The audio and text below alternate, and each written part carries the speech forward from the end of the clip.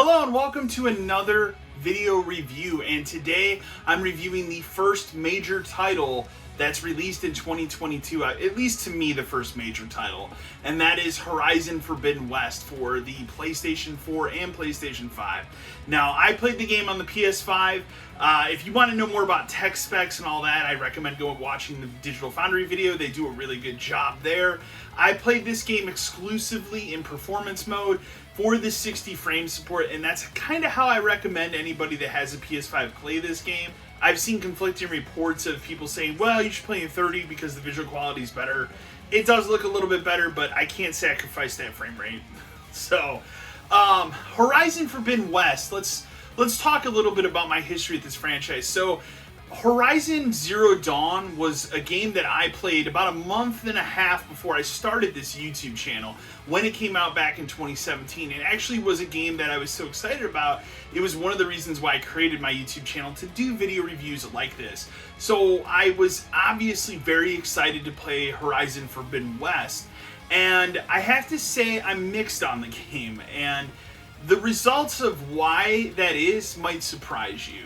Horizon Zero Dawn, one of my favorite aspects of that game was the story. It presented a new and interesting story in this, almost futuristic sci-fi, but going back in time as well. With the fall of civilization and then kind of the rebirth of civilization. And that stuff always fascinates me. And I think Horizon Zero Dawn did an excellent job with that, in also setting up a sequel, which, we have now in Horizon Forbidden West. I don't think the story of Horizon Forbidden West is very good. I'd almost teeter towards the point that I think it's kind of bad. For starters, and I think the biggest thing that took me out of the story of this game is the antagonists. They are this group of villains that they're called the Zenith. I don't remember if I captured footage of what they look like, but essentially they are like in futuristic business suits, and they float around. They reminded me of the Eternals, because I think that movie looks wretched. And so for me, every time they were on screen, I just rolled my eyes and shook my head, and this is really stupid. And I could not get behind these characters as villains in this game, and that was the first thing that kind of took me out of the experience. Is every time I saw them, I said to myself, this game cost $200 million to make, and 5 years, and this is the best they could come up with for an antagonist. Some people in futuristic business suits floating around. I don't know. For me, that really bothered me about the game, and that brought the story down. The second thing is, I think Aloy in this second game is a lot more distant as a character than she was in the first one. She's a more likable character in the original game. In this one, she just seems kind of distant and cold to other character interactions in the game. And so that kind of took me out of the experience as well. In fact, I'll be honest, when I finished the story, and right now I'm just kind of running through and doing some side missions and stuff, I've skipped some of the dialogue because I just had a point where I don't care. And that's kind of a shame, because when I look back at Zero Dawn, I wanted to do everything. I wanted to hear everything in that game. And in this one, it's kind of been whatever. However, on the flip side of that, where this game shines, and shines extremely well, is the refined open world exploration of this game. Sure, it's easy to write off the Horizon franchise as a Ubisoft checklist game where here's an open world, here's a bunch of shit on a map, go do it, and just check everything off on a checklist. It's very easy to write this game off like that, but I always have said, especially about the first one, and I'll say it about this one as well, this game does this style of open world exploration better than any of the Ubisoft games, be it Assassin's Creed, be it Far Cry, whatever your pick. I think this franchise in the first one, and this one as well, does a better job with it. Horizon Forbidden West's world just feels alive and very detailed and very fun to explore. The other complaint, and I'll throw in there with this, high point, is I think in this game, some of the traversal is kind of questionable at times. There are times that I was trying to climb something and I'd hit circle to do that jump behind you thing, and it just wouldn't work. There'd be times where I'd go, oh, I'm going to jump on this, and she wouldn't grab a ledge and just fall. Stuff where the controls just really weren't matching up with the traversal. And I think if they would have taken a system like Breath of the Wild's excellent traversal system where you can climb on anything, I think that would really be fantastic for Horizon. But they've just took the first game and refined it and made a lot of really good choices and accessibility options. This game has some of the best accessibility you'll ever see in a video game.